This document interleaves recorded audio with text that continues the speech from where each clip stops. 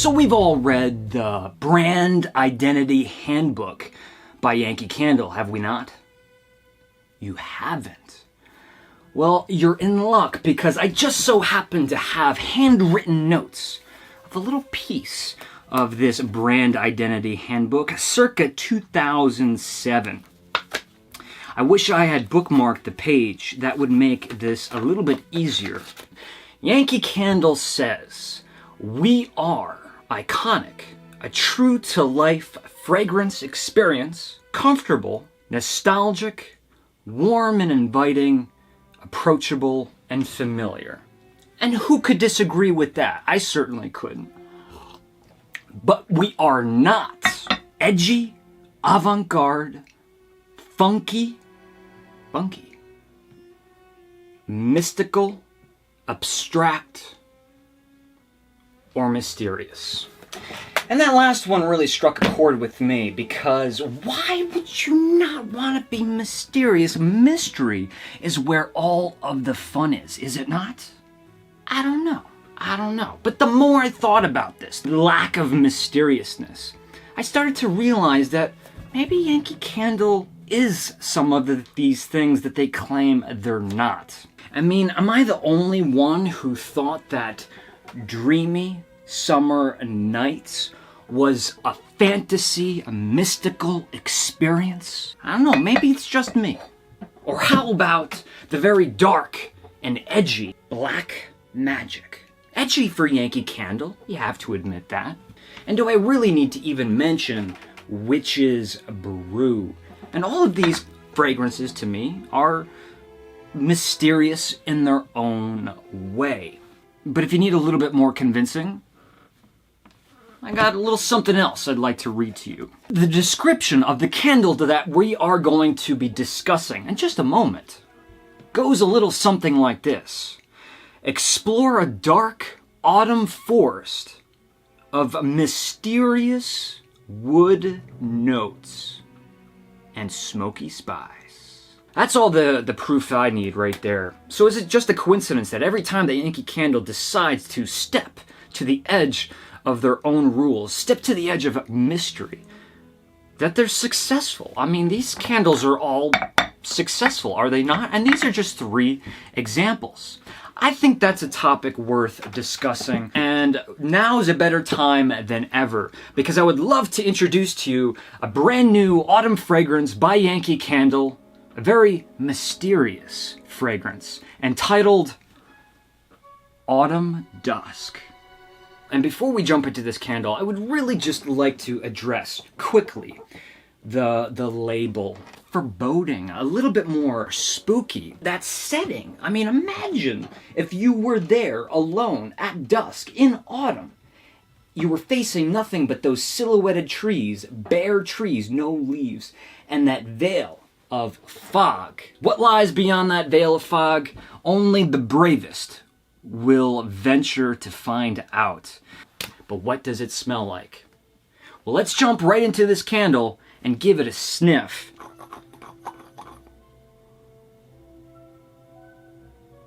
There's something sincerely special happening inside of this jar.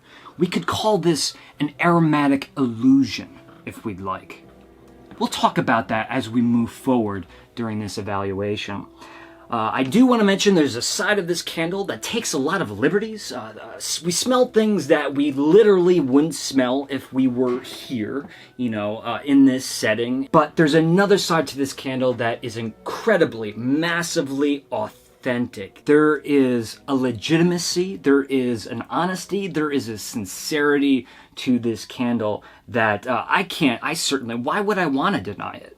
Like Linus describing the Great Pumpkin. Nothing but sincerity as far as the eye can see. But like with most great illusions, it's all about deception. Again, we'll talk about this as we move forward. Cinnamon bark, nutmeg, allspice, cardamom, or in other words, apple pie spice, right? And I do want to mention clove. But what's interesting about clove. It's the only spice that Yankee Candle lists in their fragrance description of Autumn Dusk. But there's so many other dominant baking spices. So I don't understand why they would say clove. Or maybe I do. It's all about deception. We'll talk about it. We'll talk about it. Hold your horses. There's an element of cane sugar here, or just something sweet. And what that does is it smooths out all of those baking spices. It's about balance, right? If I handed you a glass of lemon juice and a little bit of water and I told you to drink it, you'd tell me to get out of town.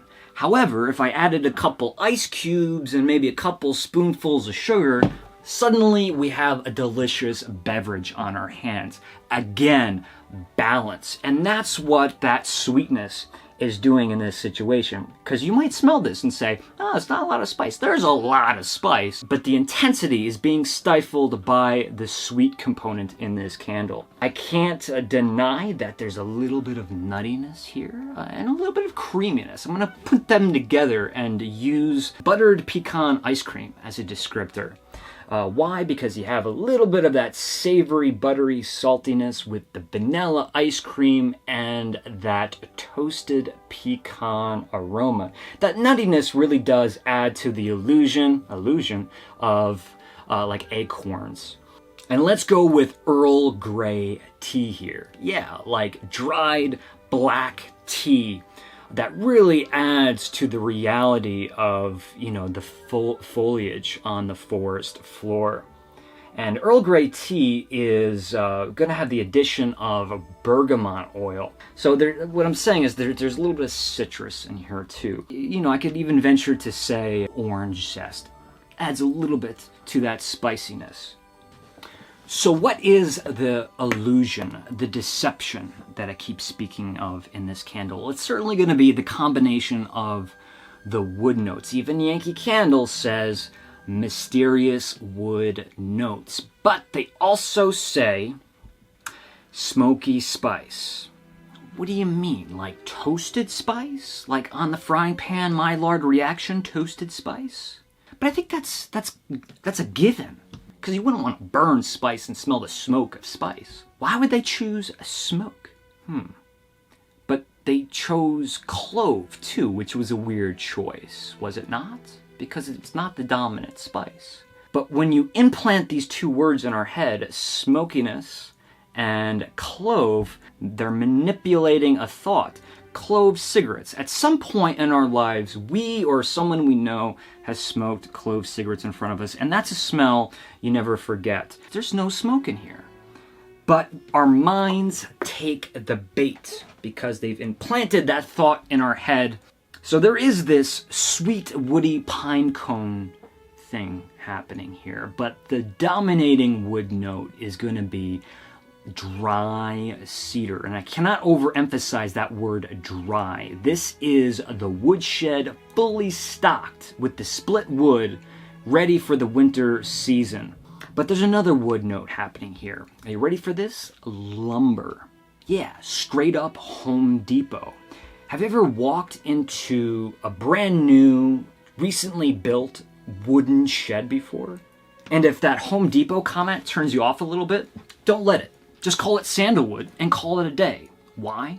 Because it's the same thing. Tobacco.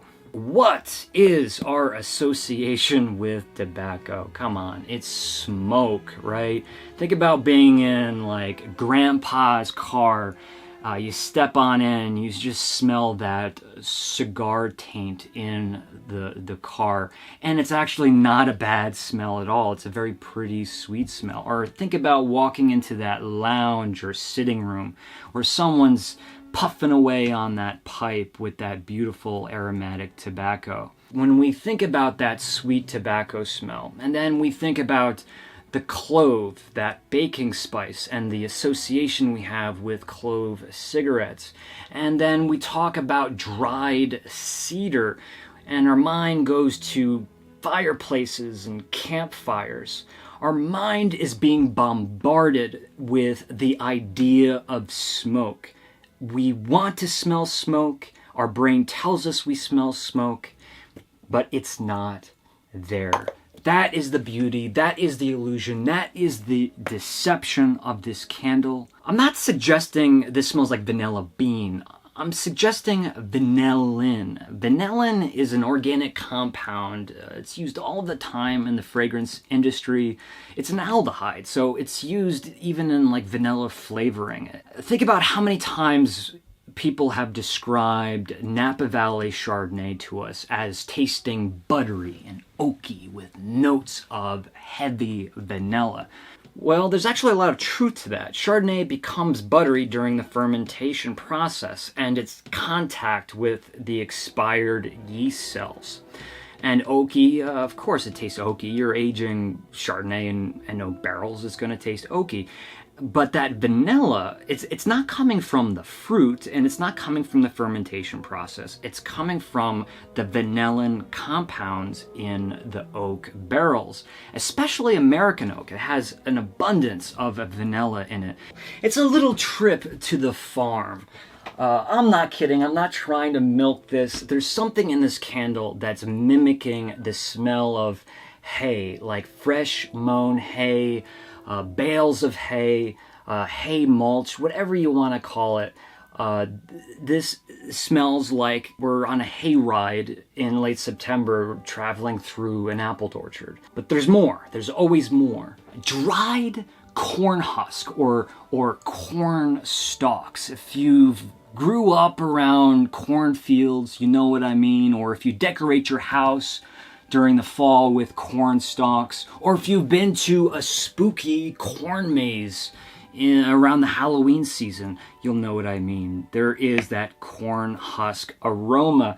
That with the hay and the dried cedar, definitely creating this sense of place. I think this is a beautiful scent for Halloween or the month of November.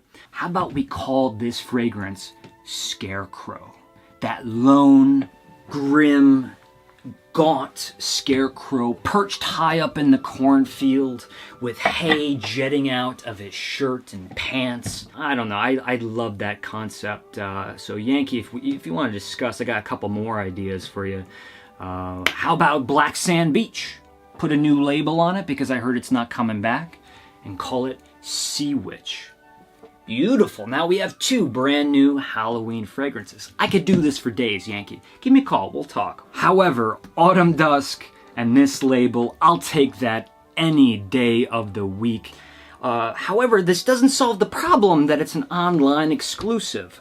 So this is what's going to happen, folks. I'm going to do a giveaway of this candle. I want to give this candle away. I purposely bought 2. I have this one and one that I want to ship to someone. How do you participate?